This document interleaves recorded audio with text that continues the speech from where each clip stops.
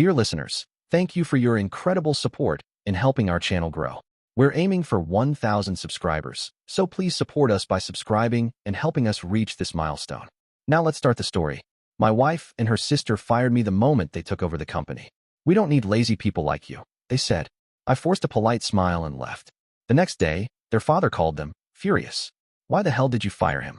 Haven't you read the contract?" When they finally looked at the contract, their faces went pale. I had dedicated everything to Crimson and Vil, my wife's family business. Years of long nights hunched over spreadsheets, endless meetings with suppliers, and pouring every ounce of effort I had to help it grow.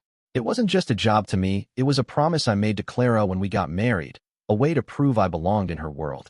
So, when she and her sister Brianna summoned me to the boardroom that morning, I thought it was about the new expansion plans I'd been working on. I walked in with a stack of papers, ready to discuss numbers, but something felt off. Clara sat there with her arms crossed, her expression blank like she barely recognized me. Brianna lounged back in her chair, smirking as if she'd just won something. "Julius," Brianna began, her voice sharp and cold. "We're letting you go. We don't need lazy people dragging us down." Lazy. The word hit me like a slap. I'd been up until 2 a.m. the night before, fixing a deal they'd nearly botched. I glanced at Clara, hoping she'd defend me, say something, anything. She just stared at the table, her fingers tapping lightly like none of this mattered to her. My chest tightened, but I refused to argue or shout. Instead, I managed a polite smile, the kind I'd used countless times to smooth things over. I nodded once and said, "All right. Good luck." Then, I turned and walked out, my footsteps echoing in the silence they left behind. The day passed in a blur. I drove home, hands sweating on the wheel. The house, really hers with its fancy floors and high ceilings, felt emptier than ever. I dropped my keys on the counter and sank onto the couch, staring up at the ceiling. 8 years of marriage, years of building her family's company, and she let Brianna fire me like I was just some random hire. My phone buzzed in my pocket, pulling me out of my spiral. It was a text from Marcus, the accountant who'd been with me through countless late-night budget crunches. "Heard what happened?" The text read.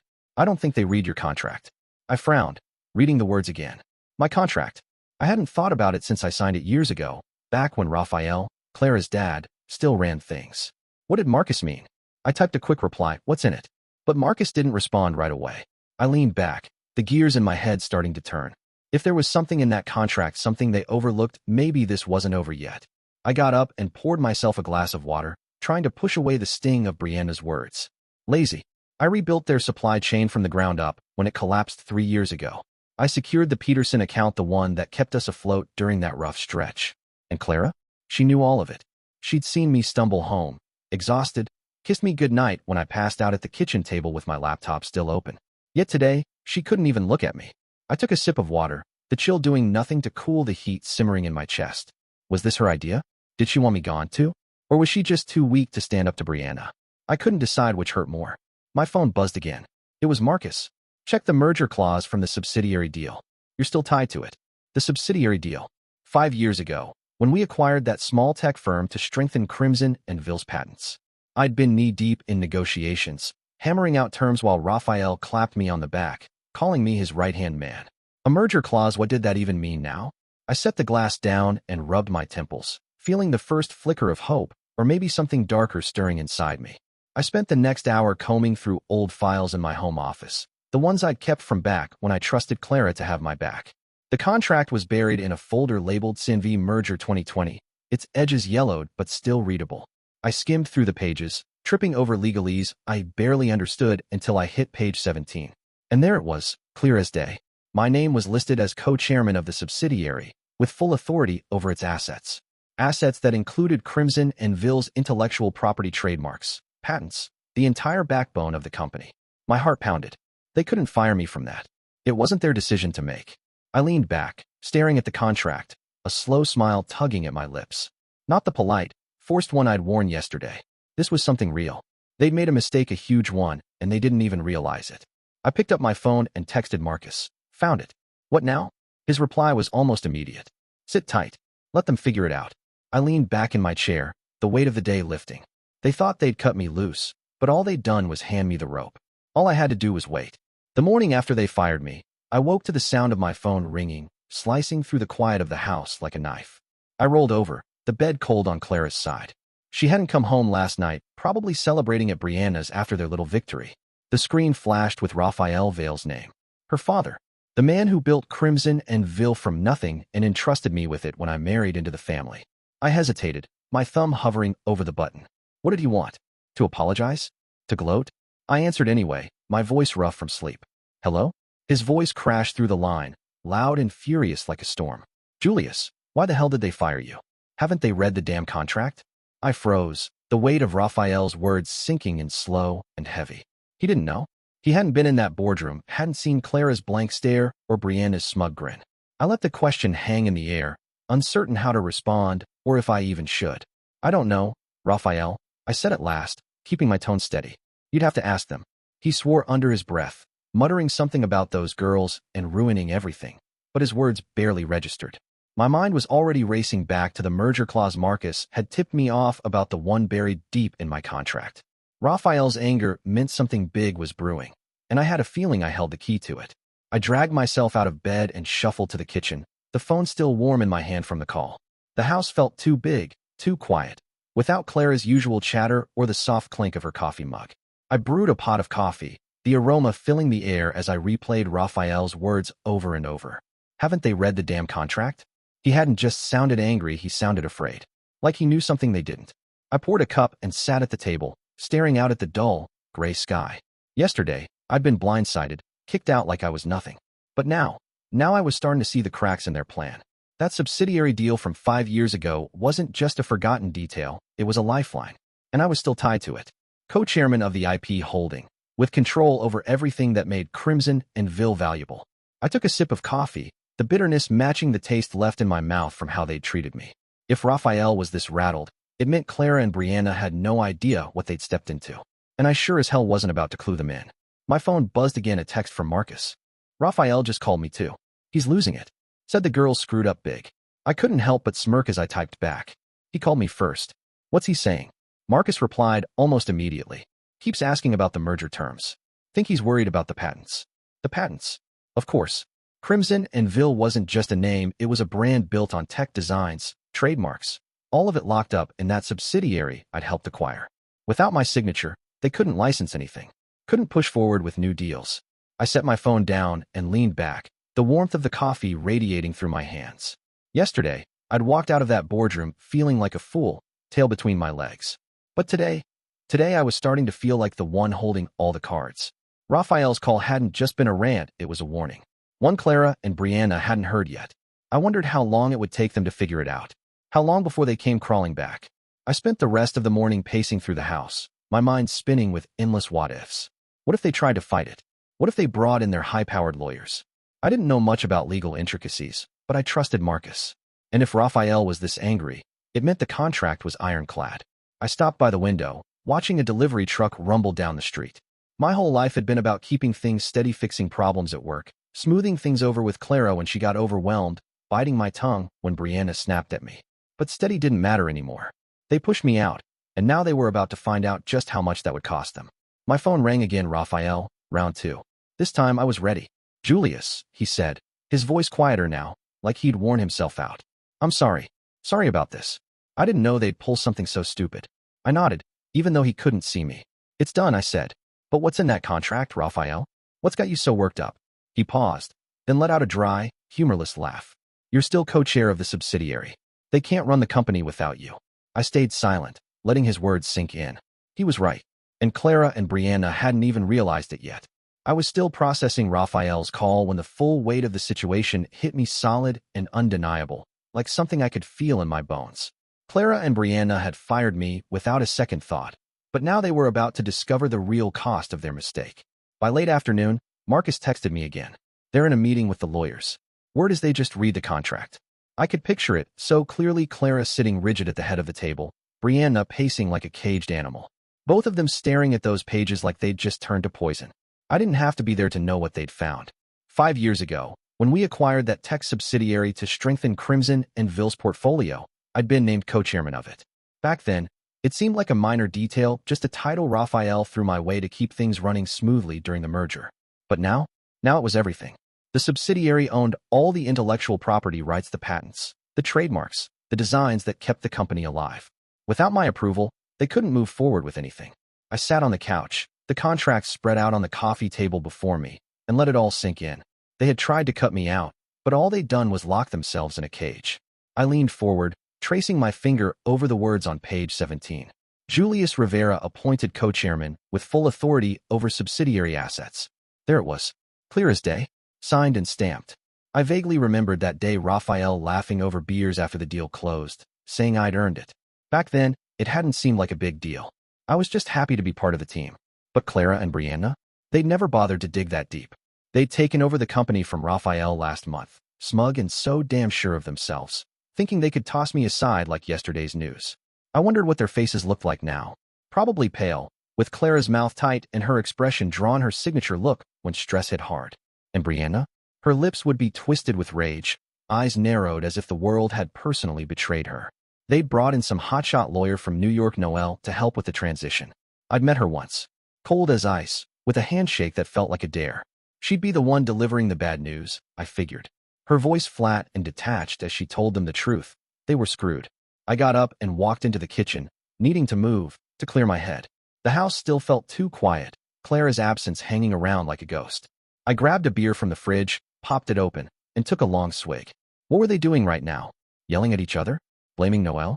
I could almost hear Brianna's voice, sharp and loud, demanding, "How did we miss this?" And Clara? She'd be trying to keep her voice calm, but her hands would be shaking. They thought they were so clever, firing me in front of everyone like that, turning it into some grand spectacle.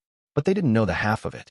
Without my approval, they couldn't renew licensing deals, couldn't launch new products, couldn't even access the bank accounts tied to the subsidiary's assets. Everything was frozen, and I was the only one with the key. I took another sip, the cold bottle slick with condensation in my hand, feeling a twisted blend of anger and satisfaction bubbling up. They'd humiliated me, but now they were the ones trapped. Back on the couch, I picked up my phone and scrolled through old messages from Clara. Just last week, she'd texted me about dinner plans, all casual and sweet. Home by 7. Let's order pizza. And now? She couldn't even look me in the eye. I tossed the phone aside and stared at the contract again, my thoughts racing. What would they try next? Talk me into signing off? Threaten me?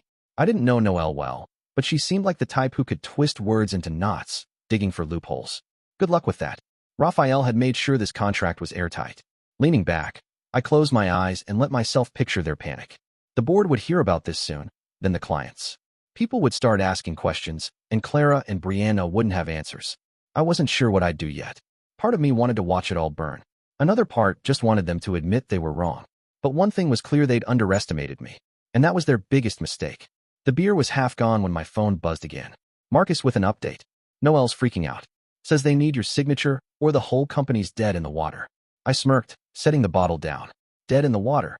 That sounded about right. They'd built their castle on sand, and I was the tide coming in. I didn't reply to Marcus. Not yet. I needed to think this through, plan my next move. For now, I just sat there with the contract in my lap, letting the quiet of the house wrap around me. They'd find out soon enough what it meant to cross me. And when they did, I'd be ready. After that, I decided to stay silent. Complete radio silence, no matter how much they tried to pull me back in. The day after Marcus's text about Noelle losing it, my inbox started lighting up. The first email was from Brianna. Short and snippy, like she was doing me a favor. Julius, we need to discuss your exit terms. Call me. Exit terms. I almost laughed. She still thought she was in charge, like I was some loose and she could tie up with a quick chat. I didn't reply. Then Clara texted. Her words were cautious, like she'd rehearsed them. Can we talk? This got out of hand. Out of hand. She'd sat there while her sister called me lazy and kicked me out of the company I helped build. I stared at the message for a minute, my thumb hovering over the screen. But I didn't type anything back. I tossed the phone on the couch and walked away. They didn't deserve my words. Not yet. If they wanted to squirm, I'd let them. I had the upper hand now, and I wasn't about to give it up just because they were starting to sweat. I needed to clear my head, so I grabbed my keys and drove into town. The familiar streets blurred past as I replayed everything in my mind: the contract, Raphael's call, Marcus's updates. It was all piling up, but I wasn't ready to act. Not yet. Not until I knew exactly what was happening on their end.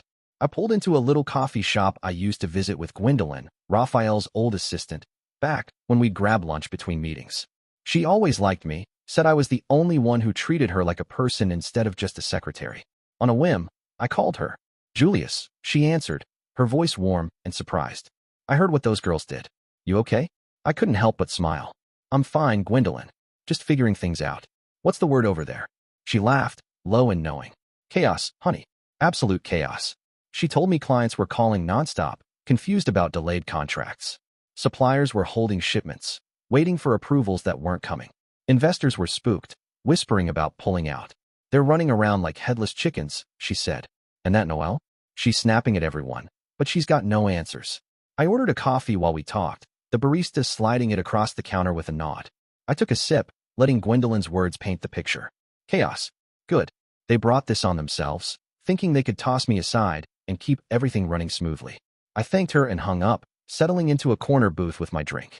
The place was quiet, just a few people tapping away on laptops, the hum of the espresso machine in the background.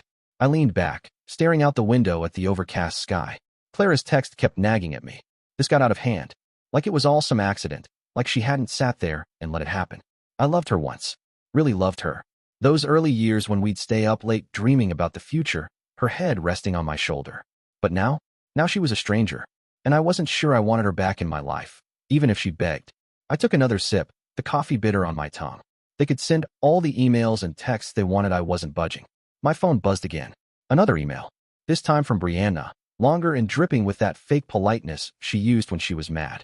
Julius, we're trying to resolve this amicably. Ignoring us isn't helping. Let's meet and sort this out. Amicably. Right. Like firing me in front of the entire board was amicable. I deleted the email without a second thought. Gwendolyn's voice echoed in my mind. Clients panicking. Suppliers freezing up. Investors walking away. That was their mess now, not mine. I didn't know them a lifeline. The contract gave me power, sure, but it was my silence that was really tearing them apart. Every hour I didn't respond. Every day I stayed quiet. Their world crumbled a little more. I finished my coffee and left the cup on the table, the warmth still lingering in my hands as I stepped outside. The air was cool, a light wind tugging at my jacket. For the first time since that boardroom, I felt steady, like I was standing on solid ground while they flailed. Driving home, I thought about what Gwendolyn had said, how Noelle had no answers, how the staff was whispering about jumping ship. It wasn't just about the patents or the trademarks anymore. It was about trust. They'd lost it with the clients, the suppliers, everyone who kept Crimson and Vale afloat. And me? I didn't have to say a word to make that clear. I pulled into the driveway, the house looming dark and empty, and sat in the car for a moment with the engine off. My phone was silent now, no more messages, no more desperate pleas. Maybe they were finally starting to understand. I wasn't their fix-it guy anymore. I wasn't theirs at all. I got out, locked the car, and went inside. The quiet of the house mirrored the silence I'd chosen. Let them figure it out. Let them fall. I'd kept my distance for days, letting Clara and Brianna stew in the chaos they'd created. But when I finally decided to break my silence, it wasn't to them. Not yet. The board had been emailing me nonstop, polite at first, then increasingly pushy, demanding clarity about the operational disruptions shaking Crimson and Vale. I could have ignored them too, let everything collapse under its own weight. But something in me wanted them to understand exactly what was happening and why. So, I sat down at my desk, the contract spread out like a map, and typed my response. No ranting, no pleading, just the facts, cold and precise, from me, Julius Rivera, co-chairman of the subsidiary they had so conveniently forgotten. I laid it all out. The merger clause from 5 years ago, my legal authority over the intellectual property, and how, without my signature, nothing could move. Not the trademarks, not the patents, not a single deal. I didn't ask for my job back or beg for forgiveness. I ended it with a single line. I'm asking for accountability, not reinstatement. Then I hit send, copied every board member, and leaned back in my chair, feeling a weight lift just a little. They wanted me gone. Now they'd understand what that cost. The house remained empty, Clara's absence a constant, dull hum in the background. But today, it didn't bother me as much. I got up and made myself a sandwich, ham and cheese. Nothing fancy, while my phone stayed quiet. Too quiet, maybe. I figured the board was scrambling, passing my email around like a hot potato. Raphael had half of them in his pocket, the old-timers who'd seen me grind for years. The newer members probably sided with Clara and Brianna, dazzled by their big talk and flashy ideas. My email would split them down the middle. I was fine with that. Let them argue. Let them pick sides. I took a bite of the sandwich, the bread clinging to the roof of my mouth, and wondered who'd crack first. Raphael had already called me twice since his initial rant, leaving voicemails I hadn't bothered to answer. Julius, we need to fix this, he'd said in the last one, his voice rough. Fix it. As if he hadn't handed the company to his daughters, only for them to break it. That wasn't my problem anymore. By evening, my phone started buzzing again. A text from Marcus, who'd somehow become my eyes and ears without me even asking. The board's freaking out, he wrote. Half want to bring you back, half think the girls can lawyer their way out. I smirked, typing back. Let them try. Noelle might be sharp, but she couldn't rewrite a contract that had been signed and sealed years ago. I set the phone down and walked to the window, the sky painted orange as the sun dipped low. Rumors were already starting to swirl, Marcus said. Whispers that the board might offer me full control of the IP arm, cutting Clara and Brianna out completely. I wasn't sure if I wanted it. Part of me did, sure, the part still smarting from Brianna's careless jab and Clara's cold stare. But another part of me just wanted them to admit they'd screwed up, to look me in the eye and say it. I crossed my arms, watching a car roll by outside. Power was nice, but accountability? That was better. Back at my desk, the sandwich sat half-eaten on a plate. I pulled up my email again, replies trickling and now cautious, like everyone was afraid to choose a side. One of them, Tom, an old friend of Raphael's, wrote, Julius, this is a mess. We didn't know about the clause. What do you want out of this? I didn't respond. What did I want? I wasn't sure yet. Yesterday, I'd been content to watch them sink. But now, with the board dangling options, I had to think bigger. I leaned back, rubbing my eyes. The company was paralyzed, clients stalling deals, suppliers holding back, all because Clara and Brianna thought they could run it without me. My email hadn't just stirred the pot, it had tipped it over. I could almost hear their voices in my head, Brianna yelling, Clara trying to stay calm. It almost made me smile. Almost. The night dragged on. I didn't sleep much, just sat there with my thoughts and the low hum of the fridge filling the silence. Marcus texted again around midnight. Heard Raphael's pushing for a meeting. Wants you in the room. I didn't reply. A meeting sounded like a trap. Get me in, smooth talk me into signing something, pretend it never happened. But the board split, that was real. If Raphael's faction won out, I could come back on my terms, not theirs. I got up, grabbed a glass of water, and stood in the kitchen. The cool tile under my feet grounded me. They'd fired me like I was nothing, but now I was everything. The leverage was mine, and I wasn't giving it up cheap. Let them fight it out. Let them beg. I'd wait. I was in the middle of making coffee, the pot gurgling on the counter, when my phone rang. Clara's name flashed on the screen, the sound slicing through the quiet morning like a warning. She hadn't called since the firing, just sent those cautious texts I'd ignored. Part of me wanted to let it ring, keep holding on to the silence I'd built. But curiosity got the better of me. I picked up, my voice flat. Yeah, there was a pause. Then her voice came through, softer than I expected, strained like she hadn't slept. Julius, can we meet? Please. I let her words hang there for a moment. Meeting after everything? I could hear the desperation beneath her tone, the crack in that cool front she'd tried so hard to maintain. Why? I asked finally, leaning against the counter. She sighed, a shaky sound. This whole thing, it's a misunderstanding. I want to fix it. A misunderstanding. I almost laughed, but I didn't. I just said, okay, noon. That place on 5th. She agreed quickly, like she was afraid I'd change my mind, and hung up. I set the phone down, the rich aroma of coffee filling the air, and wondered what Clara was planning to pull.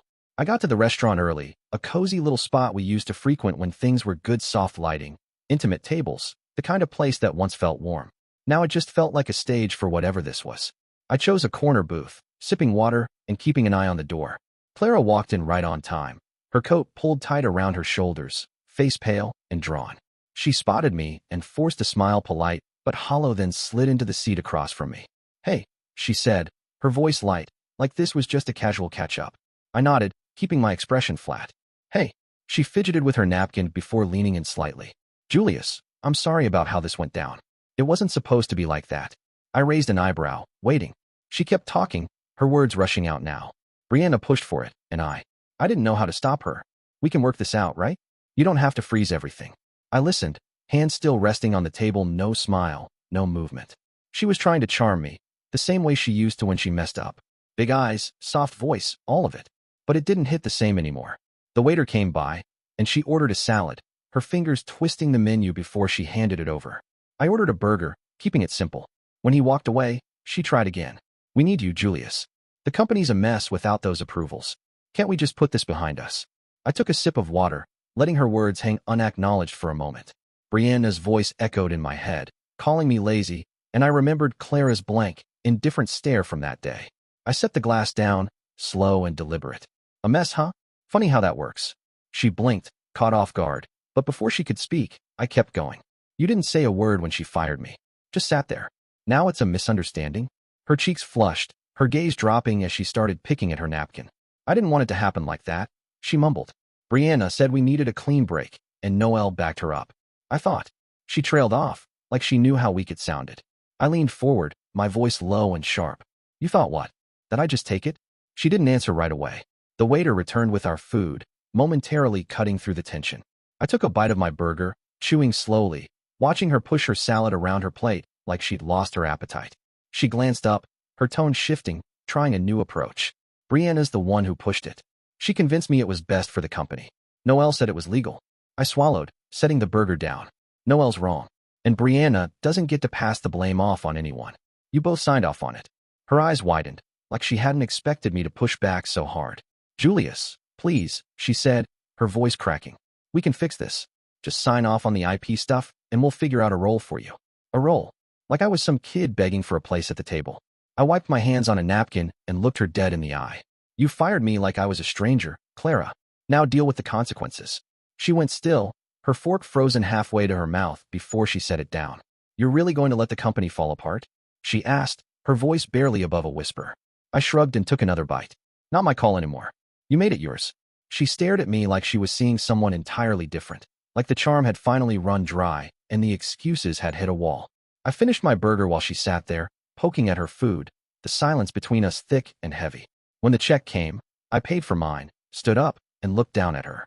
Good luck, I said just like I'd said in the boardroom and walked out. She didn't follow. I didn't look back. The next morning, her words were still rattling around in my head. You're really going to let the company fall apart? She said it like I was the one tearing everything down, not her and Brianna with their reckless power grab. I rolled out of bed, sheets tangled from another night of restless sleep, and made my way to the kitchen. The house felt emptier with each passing day, but I was getting used to it. I brewed coffee, the hiss of the machine breaking the silence, and decided it was time to stop waiting. They weren't going to fix this themselves. I had to push harder. So I sat down at my desk, pulled up the contract, and drafted a notice. Not to Clara, not to Brianna, but to every partner Crimson and Vale worked with. Clients, suppliers, the whole list. I kept it simple. All licensing agreements and contracts tied to the subsidiary were frozen until new terms were negotiated. No threats. No theatrics. Just the facts. I was the co-chairman, and without my authorization, nothing moved. I hit send, copied the board, and leaned back, the warmth of the coffee mug seeping into my hands. Let's see how they handled that. The rest of the day was quiet. No calls or texts. Just the hum of the fridge and the occasional car passing by outside. I knew it would take time for the emails to land, for the panic to set in. I wasn't wrong. By afternoon, my phone started lighting up. Not from Clara or Brianna, but from clients. The first was a guy named Paul who ran a tech firm we'd licensed designs to. Julius, what's going on? He asked, his voice strained. We can't get approvals, and our production's stalled. I kept my tone calm, professional. I'm handling it, Paul. Sit tight. New terms are coming. He grumbled, but hung up. Then another call came. And another. Suppliers asking about shipments. Partners worried about deadlines. I gave them all the same line. I was on it, and things would clear up soon.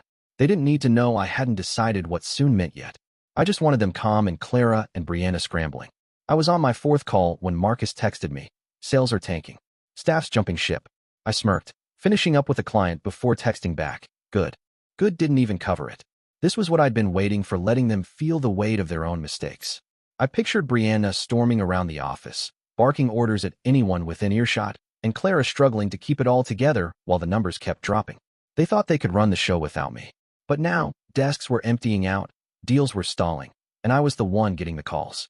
One message stuck with me, though not from a client, but from Harlan, a department head I'd always respected. She texted out of the blue. Heard what's happening. If you start something new, I'm in.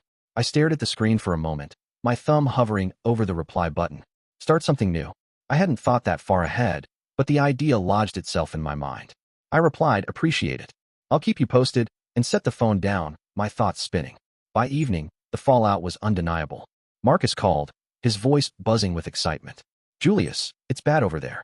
2 sales guys quit today, and a big client just pulled out. They're blaming Noelle, and now she's out the door too. I leaned against the counter, the kitchen dim as the sun sank outside. Noelle's gone? I asked, surprised. Yeah, Marcus said. Brianna threw her under the bus, said the firing was all her idea. She's packing up tonight.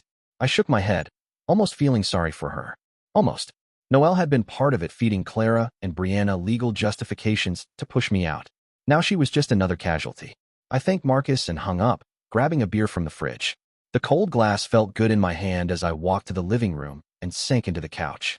The company was crumbling piece by piece, and all I'd done was send a single notice, short, sharp, and straight to the point. I took a swig, the bitterness matching my mood. Clara's face from lunch flashed in my mind, pale, pleading, trying to charm her way out. She hadn't called since. Neither had Brianna. Maybe they were too busy tearing each other apart now. Or maybe they'd finally realized I wasn't playing their game anymore. But Harlan's text kept gnawing at me. Start something new. Could I? Take the IP, the clients who were already reaching out, the people like Harlan who'd follow me, and build something better?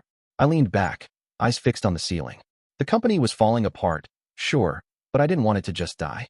I wanted it to hurt them first, and then rise again on my terms. I drained the beer and set the bottle down, the quiet settling in.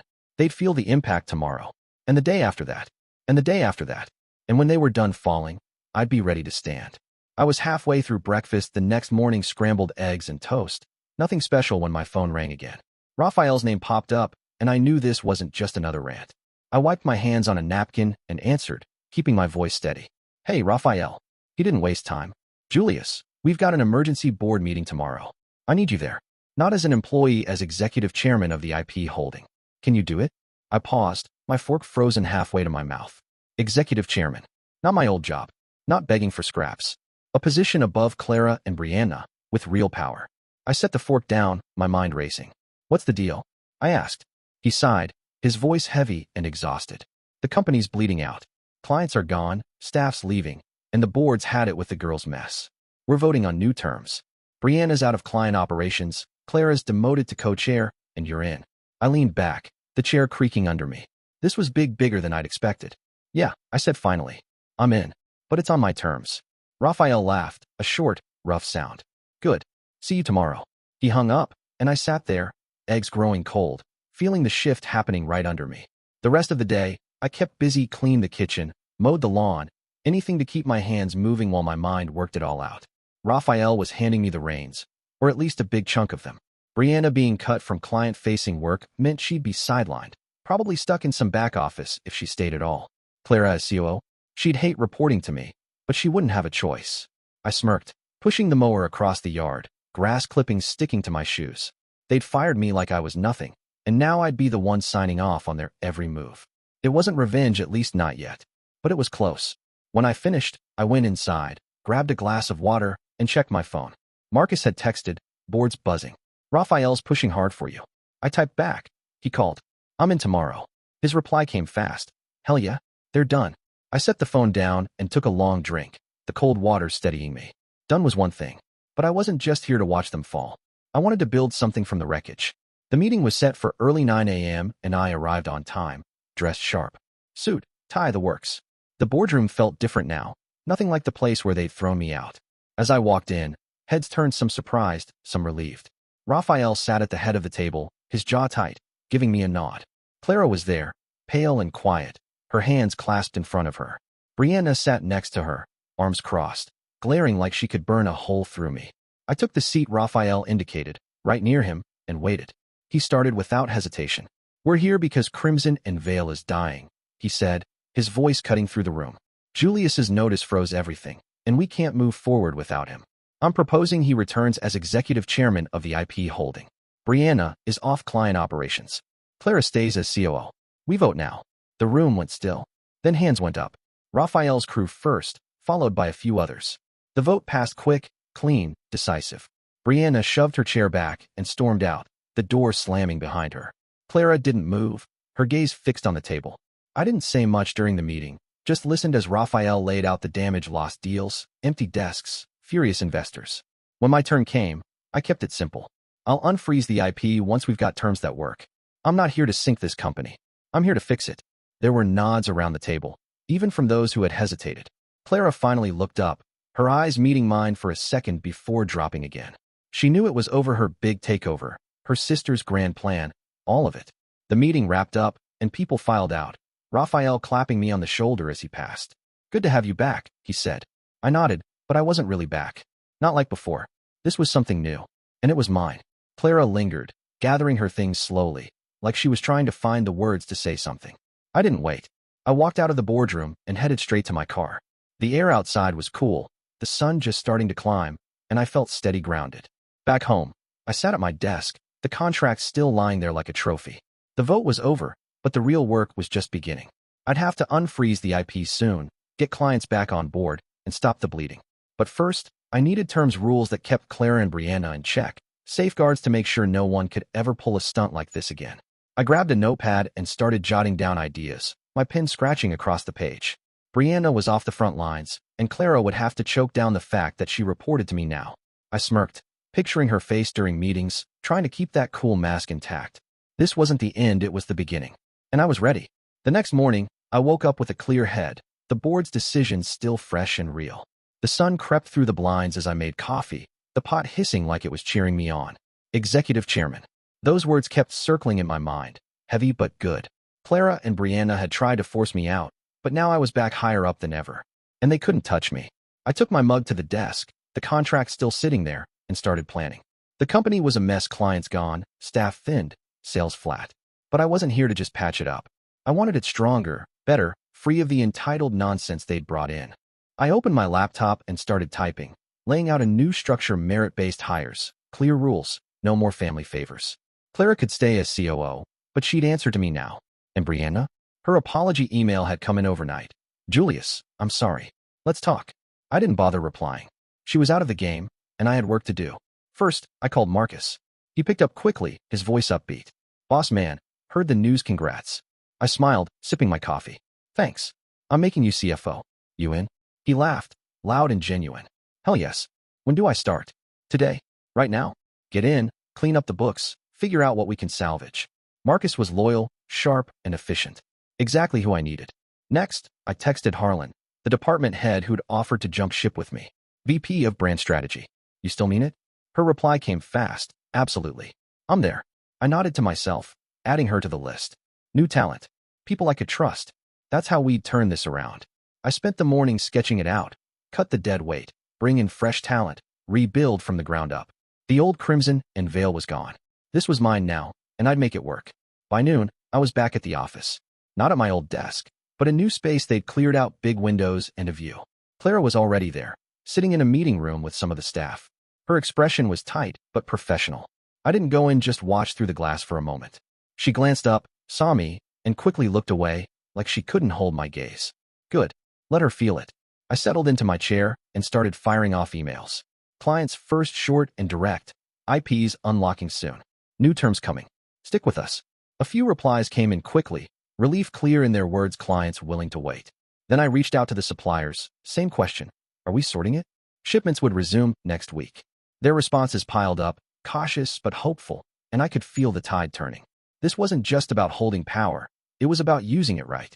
By afternoon, I called the first meeting: me, Marcus, Harlan, and a few others I'd handpicked from the old crew. Clara had to be there, part of her COO role, and she walked in last, heels clicking sharp on the floor. She sat across from me, hands folded, eyes on the table. I didn't waste time. We're restructuring, I said, passing out my notes. Merit-based hires. No favoritism. Marcus is CFO. Harlan is VP of Brand. Clara, you'll handle operations and report to me daily. She nodded once, quick and stiff, not arguing. Marcus grinned, flipping through the pages, and Harlan leaned in, already throwing out ideas. We went at it for hours: budgets, timelines, new branding plans, building something real. Clara sat quiet, taking notes, trying to keep her dignity, her voice steady when she spoke. But I could see it wearing on her. Every decision ran through me now, and she couldn't dodge that. Afterward, Marcus lingered, clapping me on the shoulder. This is solid, Julius. We've got a shot. I nodded, stacking my papers. Yeah, just keep the numbers tight. He left, and I stayed, watching the office empty out. Clara lingered, too, gathering her things slowly like she was working up to something. Finally, she came over, her voice low. So, this is how it's going to be? You calling every shot? I looked at her, calm and steady. You wanted me out. This is what you get instead. She swallowed, her jaw tight, then turned and walked away. I let her go, the door clicking shut behind her.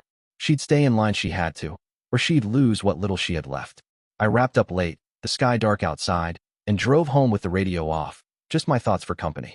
The business was shifting: new blood, new rules, and me at the top. Earlier, I called Gwendolyn, offered her a generous exit package to retire comfortably. She'd cried, saying I was the best of them. Maybe I was. I pulled into the driveway. The house was quiet, but it didn't feel so hollow now. This wasn't about revenge anymore. It was about building something that lasted, something they couldn't ruin. I'd keep Clara on a leash, ignore Brianna's groveling, and build it my way. Tomorrow, I'd start again, and it would be better than anything they ever dreamed. I woke up early, the house still dark, feeling a calm, steady strength settle in me, something solid, like the ground after a storm. Months had passed since the board meeting, since I'd taken the reins as executive chairman, and Crimson and Vale was finally breathing again. I made coffee, the familiar gurgle filling the kitchen, and thought about how far we'd come. Clients were back, loyal and steady, their trust rebuilt with every deal I'd signed off on. Investors had returned too, pumping money in once they saw the numbers climb. Clara stayed distant, doing her job as COO, but never pushing me, never daring to step out of line. Brianna was long gone, her apology email still sitting unanswered in my inbox. I didn't need Brianna's groveling, I'd moved past all of that. Today wasn't about them anymore. It was about securing a legacy, ensuring that no one could ever be discarded the way I was. Sitting at my desk, the contract lay before me like an old friend. I started drafting the final piece, new bylaws, a clause to protect the company and myself for good. The office was buzzing when I arrived, the air alive with people who actually wanted to be there. Marcus had the books in shape, his grin wide as he waved me over. Numbers are up again, he said, sliding a report across my desk. Best quarter in years. I nodded, flipping through it. Sales strong, costs down, everything clicking. Good work, I told him, and I meant it. He'd stepped up, just like Harlan had. Her new branding was rolling out smooth and sharp, pulling in clients we'd never reached before. I'd built a team, not a family dynasty, and it showed. Clara was in her office, door closed, likely reviewing the operations reports I'd requested. She sent them every day now, on time, no excuses. Professional but cold. I didn't care. She'd lost her chance to be anything more than that. I turned back to my screen and continued typing, the bylaws taking shape. Rules for fair hiring, clear authority, a legacy clause that tied the IP to merit, not blood. No one would ever pull what they did again. By mid-morning, I called a quick meeting. Just me, Marcus, Harlan, and a couple of board reps Raphael had sent. Clara had to sit in, too, her chair creaking as she settled across from me. I laid out the bylaws, keeping it straightforward. This protects us, I said, passing copies around. No more power grabs, no more firing people without consequences. The IP stays with the company, but only under leadership that earns it. Marcus nodded, skimming the pages. Smart. Locks it tight. Harlan chimed in. Clients will appreciate the stability. The board reps agreed, one scribbling notes, the other simply saying, Raphael's on board. Clara stayed silent, her pen tapping the table once, twice, then stopping. I didn't look at her long, just enough to catch her jaw tightening before she forced herself to relax. She understood this locked her out, kept her from ever clawing her way back to where she'd been. Good. The vote was swift and unanimous. I signed the papers right there, the pen feeling heavy but certain in my hand. It was done. Afterward, I walked the floor, something I'd started doing to keep things real. Talking to staff, hearing them out. They smiled now, not the forced smiles from before, but genuine ones, like they trusted me. One new hire stopped me. Thanks for this, Julius. Feels different here. I clapped his shoulder. That's the point, I said, and kept moving. The place hummed, phones ringing, keyboards clicking, deals closing. I'd unfrozen the IP weeks after the board vote, renegotiated client terms myself, and watched everything snap back into place. Suppliers shipped on time, investors called me directly, and the company thrived. Not because of Clara's name or Brianna's bluster. Because I'd made it work. I paused by the window, looking down at the street below, the sun high and bright. This was mine now, built on my terms, and it felt right. Evening settled in, but I stayed late, wrapping up emails, thank yous to clients, updates to the board. Clara had left without a word, her office dark when I walked by. I didn't mind the quiet. It gave me space to think. The bylaws were filed, the legacy clause locked in. No one could be cast aside like I was not without a fight. Leaning back in my chair, the desk lamp casting a soft glow, I allowed myself a real smile. Not the polite, practiced one I'd worn the day they fired me, but something genuine, small and certain. Revenge hadn't been the goal, not in the end. Sure, I wanted them to feel it, and they had Brianna sidelined, Clara humbled. But this was better. I'd taken their mess and turned it into something stronger, something built to last. I shut down my computer, grabbed my coat, and left the office, silence closing in behind me. Driving home, city lights blurred past, and I felt lighter than I had in months. The house was still empty, but it didn't weigh on me anymore. I'd rewritten the rules, set the terms, and saved that polite smile for when I needed it. Tomorrow, I'd keep building, and they'd never forget who held it all together. Dear listeners, please share your thoughts in the comments section below, and don't forget to like, share, and subscribe.